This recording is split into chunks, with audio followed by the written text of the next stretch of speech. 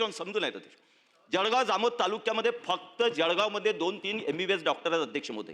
80 गावांमध्ये एकही MBBS doctor नाही आणि 26 पाड्यात आदिवासींचे, तिथं एकही डॉक्टर नाही अध्यक्ष महोदय. आज रोजी आजच्या या स्थितीमध्ये आणि त्यामुळे शासनाने अतिशय सकारात्मकतेनं या लोकांना जेवढं ज्ञान असेल त्या ज्ञानाच्या अहर्तेवर काही प्रमाणामध्ये ॲलोपॅथीची परवानगी त्यांना अलाउड केलेली अध्यक्ष. माझं त्या पलीकडे अध्यक्ष मध्ये की आता हा रजिस्ट्रेशन अध्यक्ष स्वतंत्रपणे चालू आहे, ते स्वतंत्र चालूच ठेवा अध्यक्ष मध्ये. हायकोर्टामध्ये निर्णय पेंडिंग असेल, तो निर्णय आल्यानंतर जो निर्णय होईल तो अंतरिम आदेश आपल्याकडे आलेला अध्यक्ष, त्यानुसार आपलं काम चालत. माझं सर्वात शेवटी फक्त एकच मंत्री महोदयांना विनंती आहे की यामध्ये कोणत्याही पॅथी वर चढण कमी जास्त नाही आहेत.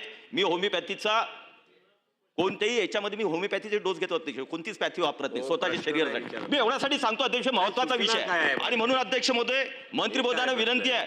अध्यक्ष महोदय आपल्याला माहिती आहे कोरोनाच्या काळामध्ये अध्यक्ष महोदय आयुर्वेदाचे वापरायला गेले.